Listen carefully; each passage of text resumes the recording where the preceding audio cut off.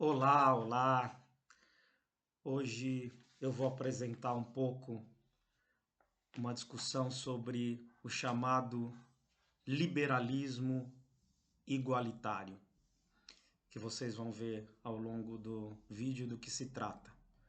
Não é uma discussão tão simples, mas como é algo voltado, né, para iniciantes, mesmo estudantes mesmo da área de ciências sociais, mas que estão sendo introduzidos ao tema, eu vou, na medida do possível, tentar trazer aqui os aspectos principais dessa discussão e vou deixar lá no meu canal do YouTube, prof.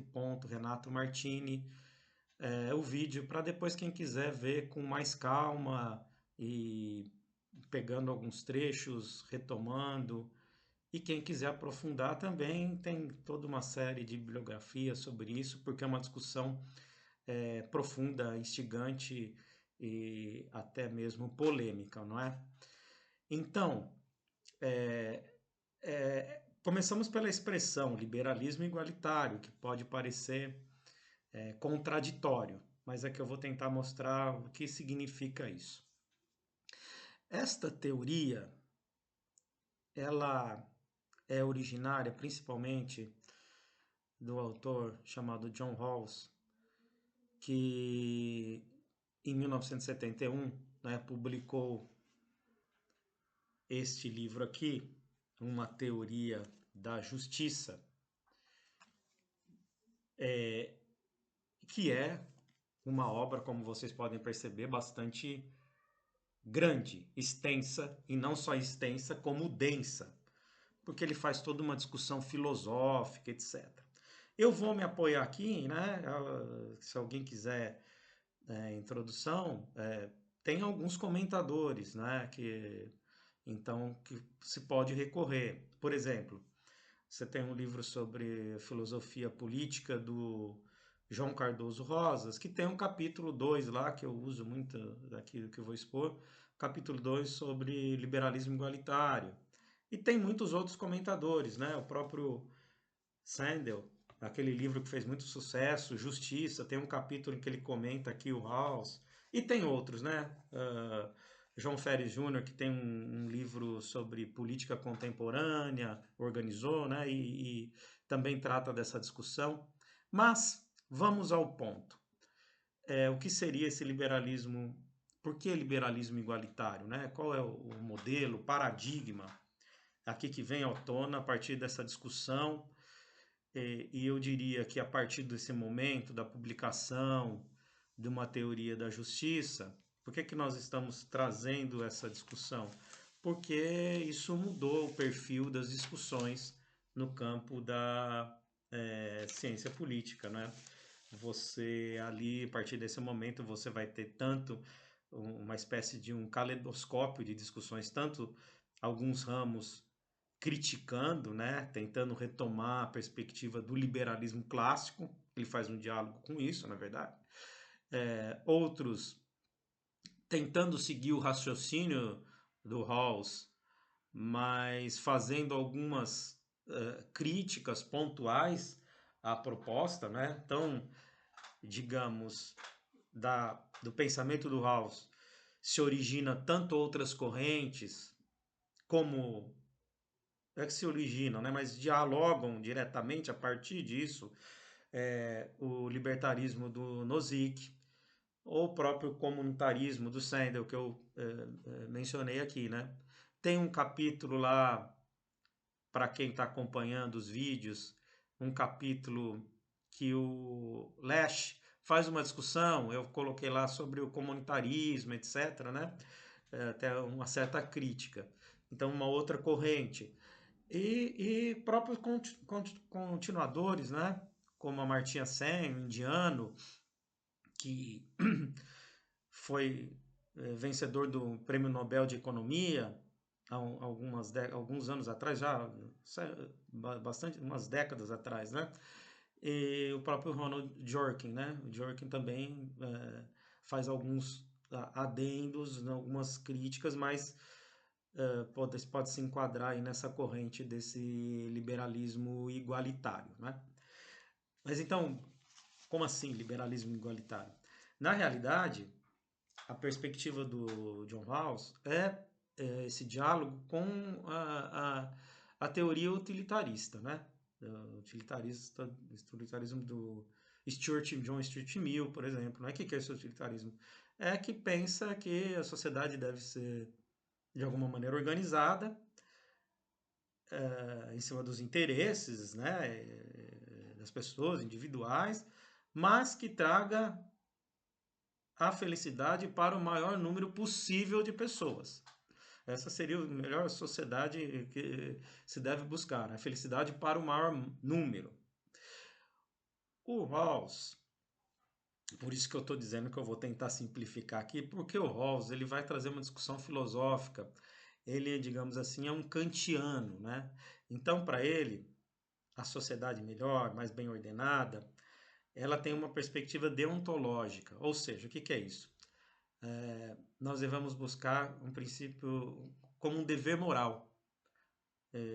E o princípio da justiça é um dever moral, né? Para quem leu Kant, ou para quem não leu, né? O Kant tem uma perspectiva que nós temos no fundo do nosso eu, nós temos uma lei moral lá dentro, né?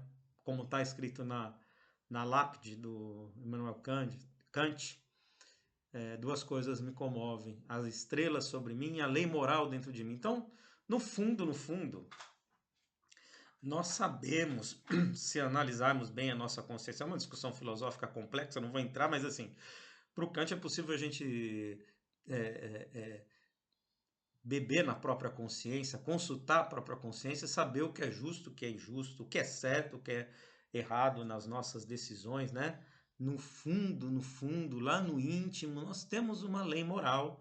Essa é a perspectiva kantiana. E é isso que o Rawls, de alguma maneira, vai buscar. Então, é uma espécie de um dever moral, né? Pensar a sociedade nessa perspectiva filosófica. Bom, nessa perspectiva, até filosófica, histórica, etc., o grande, o grande debate político, um dos grandes debates políticos, é esse equilíbrio entre liberdade e igualdade, né? Então, muitos regimes propuseram estabelecer um reino de igualdade, uma sociedade de igualdade, mas concretamente isso acabou trazendo prejuízo para o aspecto da liberdade, né?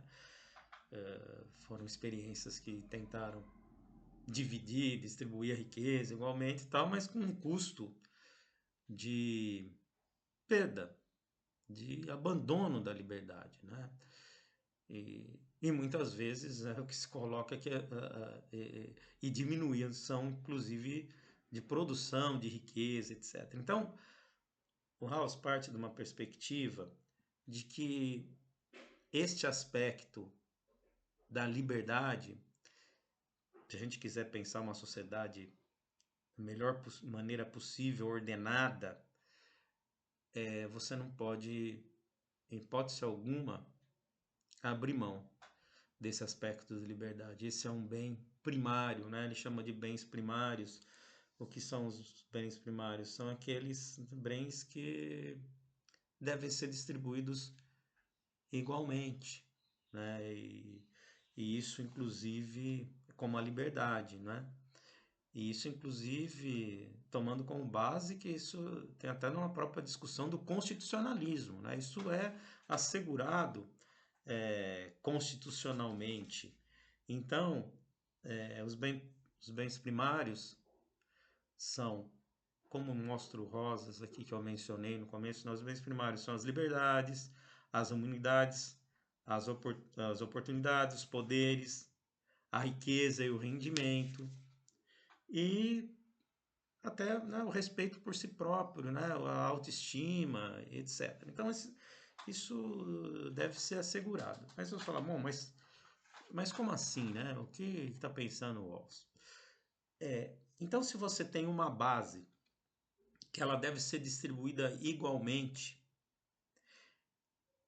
e aí entra a liberdade, e aí entra o aspecto liberal, por isso que falamos de liberalismo, né?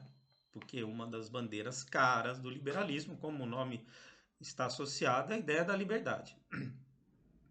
Liberdade pessoal, né? Seja no âmbito dos direitos individuais de expressão, da sua opinião, daquilo como você quer pautar a sua vida, né? Até mesmo comportamental, mas também a liberdade econômica, né? A liberdade de você, a partir do momento que nós verificamos na história sociedades abertas, ou seja, que o vínculo de rendimento, etc., não é mais dado pelo nascimento, mas as profissões estão abertas para todas as pessoas e cada um busca aquilo que acha mais condizente com a sua perspectiva, com o seu gosto, etc., individual. Então, a liberdade econômica também é implícito dessas liberdades que foram inauguradas lá atrás, né? Na época das próprias revoluções que acabaram com as sociedades estamentais, definidas pelo nascimento, isso é negociável e, portanto, isso não está em questão. Isso deve ser distribuído igualmente. Esse é o aspecto da liberdade. Entretanto, uma sociedade bem ordenada para ele, aí também entra o aspecto social. Ainda que haja a seguridade desta liberdade e da busca da satisfação pessoal, né? Até por rendimentos, ascensão social, mas você deve ao mesmo tempo pensar e não perder de vista a ideia da justiça social. Você tentar fazer um casamento entre essa ideia da liberdade com a ideia de ter uma base social de justiça. De justiça social. Eu sei que essa expressão ela é abstrata, né? Mas aí vamos tentar mais ou menos agora definir o que se entende por justiça, né? Por justiça social, etc. Então, por que é um liberal igualitário?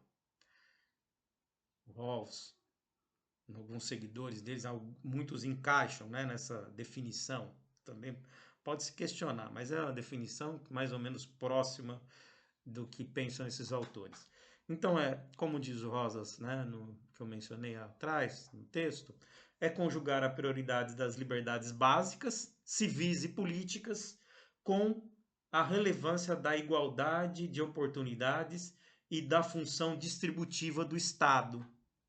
Ou seja, a justiça civil e política com a justiça social e econômica. Ok? Então, essa tentativa de casamento. Bom, como eu disse, o House escreveu 700 páginas. Assim, abriríamos aqui um leque tremendo de discussão sobre vários aspectos, né, filosóficos, econômicos, políticos da teoria do House. Mas vamos, assim, né, pegar o ponto básico, que o House até mesmo coloca. Não sei se eu consigo identificar aqui a citação, mas enfim. Mas depois vão por mim, porque ele coloca que ele quer fazer um certo diálogo com os contratualistas. Não sei se ouviram falar dos contratualistas, alguns estudantes de ciências sociais, provavelmente, né, alguns que me seguem, me acompanham, provavelmente já leram algo de Rousseau, Locke, John Locke, em inglês John Locke, né? E sabem que eles estão pensando ali o aspecto político, né? A formação da sociedade política, e que fazem ali um contrato hipotético para justificar aquela engenharia política. Então o Locke, ele diz que as sociedades se originaram, claro, de um contrato hipotético, tá, um contrato em que houve uma união das pessoas visando garantir os direitos naturais, direito à propriedade, à liberdade, à própria vida. E que o Estado, então, caberia defender isso, né? Assegurar isso de maneira inconteste. Essa seria, então, como emergem ali aquela sociedade. O Locke olha a sociedade ali pós-revolução gloriosa, né? Mais ou menos ali naquele período, né? De emergência daquela sociedade que acabamos conhecendo como uma sociedade constitucional, democrática, de Estado de Direito, etc. Né? Quais direitos? Direitos naturais. E então, se você pensa esse contrato, Rousseau pensa de outra coisa, né? Da questão da soberania popular. Nós temos um autor que também é contratualista, que é menos mencionado no texto, né? Mas assim, a gente sabe que o Hobbes, por exemplo, né? Que acha que o contrato se originaliza, a origem do contrato é para garantir a nossa segurança em virtude da nossa natureza humana que busca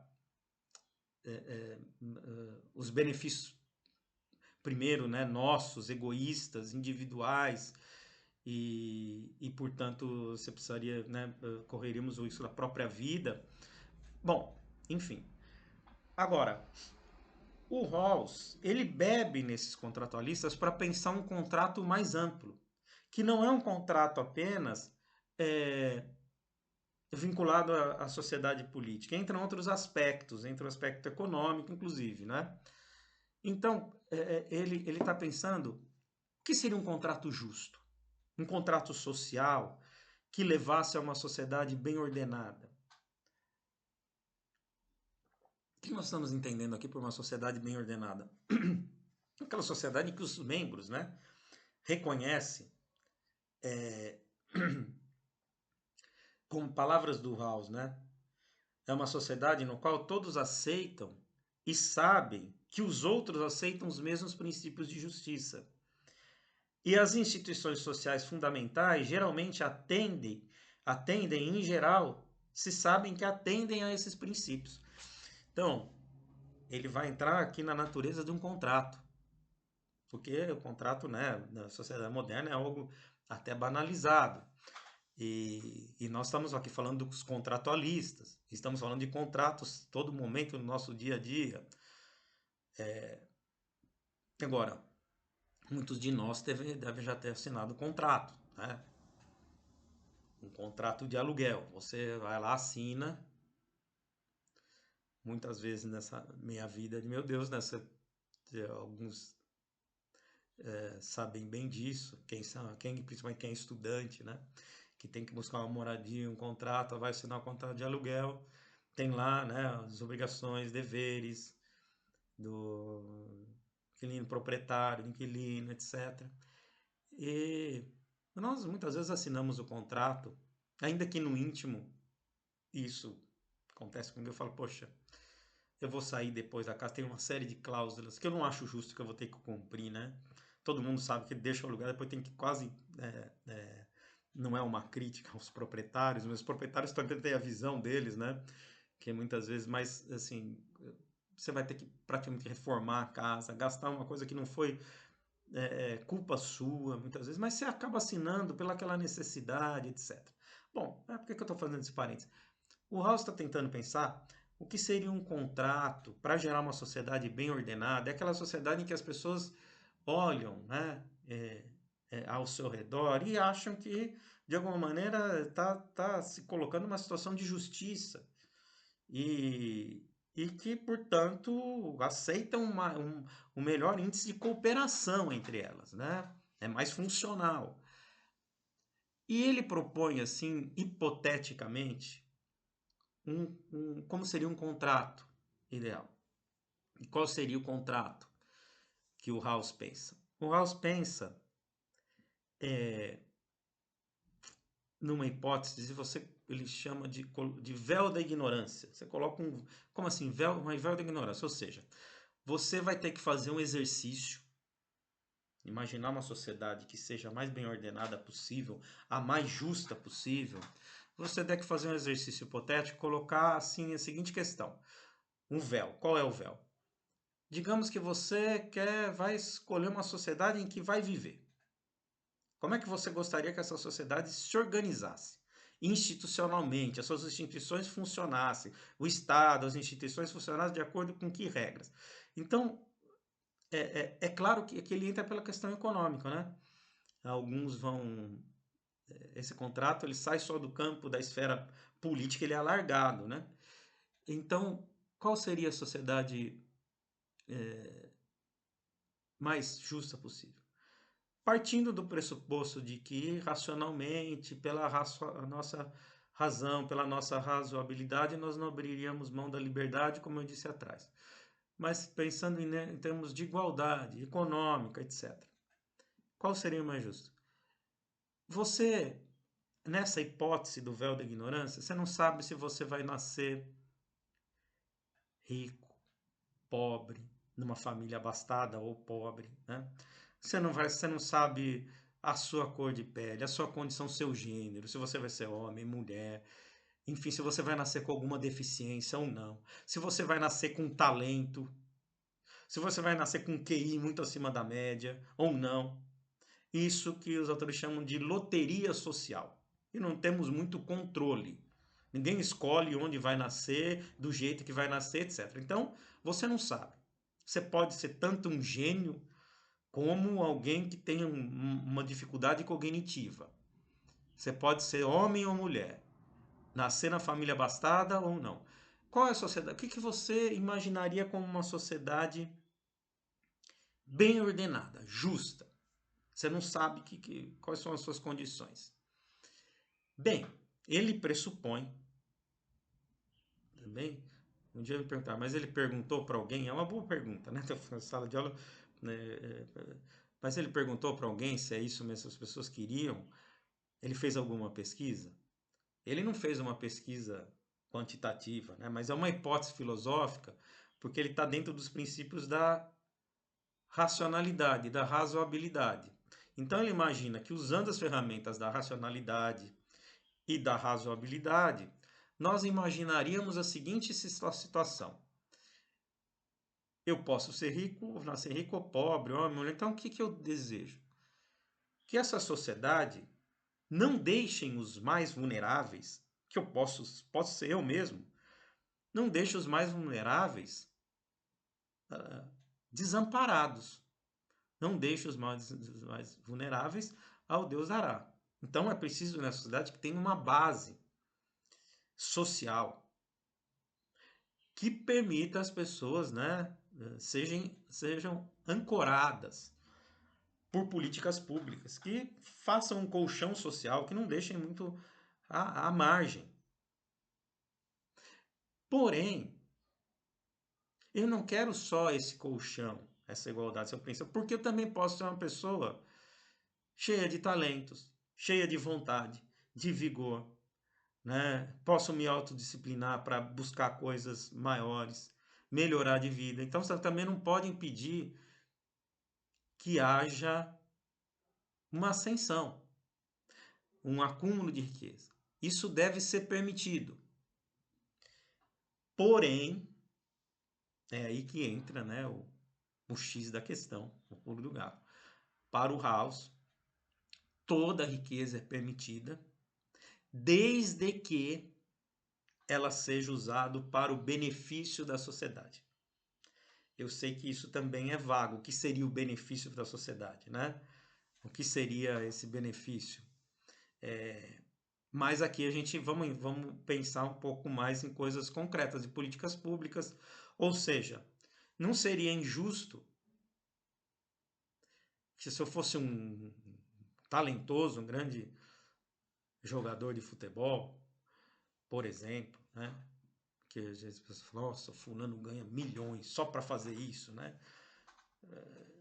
Não é injusto, não seria injusto pelo princípio da racionalidade, se a gente pensar bem, que ele ganhe tudo isso, né? Porque mobiliza milhões de pessoas que compram seus produtos, que né, vão no estádio, pagam, né, são associados a um clube e tal, geram, né, também receitas. Porém, em algum momento isso deve ser revertido para a sociedade, até em termos econômicos. Por exemplo, cobrança de impostos, né? Então, uma discussão que está muito em pauta na política hoje, essa questão da taxação de grandes fortunas e riqueza, isso seria perfeitamente razoável e justo para o House, que se cobrassem impostos que fossem revertidos para uma base. Por quê? Porque lá no contrato, quando eu não sabia se eu ia ser um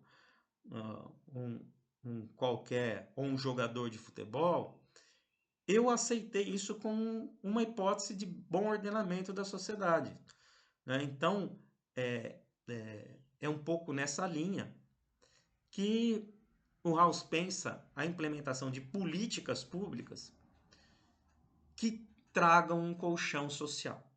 Por exemplo, né, uma discussão que passou assim muito etérea no Brasil, tal, mas assim a questão renda mínima de cidadania, né? Entra dentro dessas perspectivas hausinianas de alguma maneira. Todos têm uma renda mínima, né? Para suas ações mais básicas. E a partir daí, o que cada um for fazendo como acréscimo é livre para que seja feito.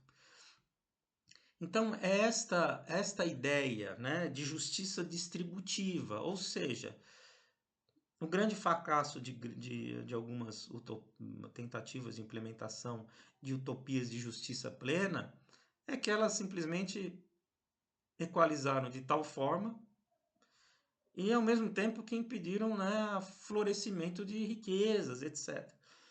Então, o que nós pensaríamos numa sociedade? Eu tentei até fazer aqui um rabisco, um exemplo. Teria muitos pontos, mas para a gente entender melhor, né? Pelo princípio da razoabilidade. O que nós entenderíamos como uma sociedade melhor possível de ser construída, essa ideia da igualdade total, né, segundo a perspectiva liberal, é impossível porque nós simplesmente somos completamente diferentes. Se um dia distribuirmos toda a riqueza entre nós, no dia seguinte, alguns já terão mais, outros menos, porque vai depender das opções, dos gostos, da vida pessoal, até mesmo do acaso, da sorte. Então eu tentei rabiscar um modelo aqui para provocar o que talvez ele achasse a sociedade mais bem ordenada, de 3 opções, né? Então, digamos assim, a sociedade A, eu vou colocar aqui, não sei se dá para ler no papel, sociedade A. Digamos assim que a riqueza, o índice de riqueza, isso é tudo aleatório, né? Mas só para exemplificar, fosse 40. Aqui 40. Você tem uma sociedade que você distribui esse 40 igualmente. Então, o extrato 1 tem 10, o extrato 2 tem 10, o extrato 3 tem 10, o extrato 4 tem 10. E então, uma sociedade em que se gerou uma riqueza totalmente distribuída, esse é o modelo. O segundo modelo é uma sociedade que gera mais riqueza. Os indivíduos, né, são mais livres, etc., para gerar, para acumular, ela gera mais riqueza, gera um índice que eu coloquei arbitrariamente 80. Digamos que tem os extratos, você tem aí o primeiro 40, o segundo extrato 20, o terceiro extrato 12 e o quarto extrato 8. Então você aqui tem, em comparação às sociedades anteriores, os estratos mais baixos eles estão com menos condição, tem menos acúmulo de riqueza do que o extrato mais baixo da sociedade A. Porém, vamos pegar um outro modelo. E o extrato primeiro também tem muito mais riqueza, né? Bom, mas você não sabe se você vai ser... Se você já soubesse, bom, eu vou ser um rico, é óbvio, pelo raciocínio, né?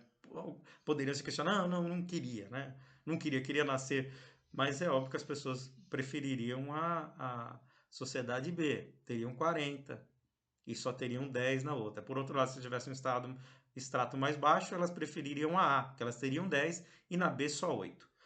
Mas aí tem um terceiro modelo, que talvez é esse modelo, assim, isso é arbitrário, mas é para tentar exemplificar, né? O modelo em que a produção de riqueza é 70. O primeiro extrato, ele tem, extrato social, ele tem 30 de riqueza. O segundo, 15. O terceiro, 13. E o quarto extrato, 12. Depois vocês conferem aí se eu fiz correto essas somas que eu peguei arbitrariamente. Mas o que eu estou querendo dizer? Você tem um modelo aqui que talvez pela perspectiva racional do House, né? Pela perspectiva razoável, seria aquele onde todos preferiríamos, pela nossa racionalidade. Ou seja, se eu nascer numa condição pior possível, se eu tiver, mesmo por opções na vida, etc., ou por nascimento, eu tiver lá na condição lá embaixo, 4, eu ainda tenho 12, que é a melhor da sociedade, que é a sociedade B e a sociedade A, né? Mas eu também, se eu for alguém que possa me sobressair, ser um inventor de alguma coisa extraordinária, né? Como o pessoal que inventou as redes sociais, etc. Eu posso estar lá ganhando, tendo, né, como riqueza quase 3 vezes mais do que quem tá embaixo. Mas ainda assim, quem está embaixo não está numa situação tão ruim em comparação a outras possibilidades de modelo, né? Bom, é claro que isso é abstrato, né? Na prática, então, na prática a discussão toda é como você viabilizar isso. Uma sociedade que seja o mais livre possível, com mais igualdade possível. Aí nós teríamos todo um debate e críticas ao House, né? Mas, em essência, é isso. Tem muitos aspectos aqui, né? Aspectos filosóficos que eu até gostaria até de tratar mais, mas ficaria um texto muito, muito longo. Quem sabe em algum momento a gente faça uma sequência disso, mas em vídeos futuros que eu deixo lá no canal, Prof. Renato Martini, aí vamos ver as críticas que são feitas, né? Essa perspectiva do House, né? Da teoria da justiça. Obrigado pela atenção, espero que tenha sido útil esse vídeo. Até mais.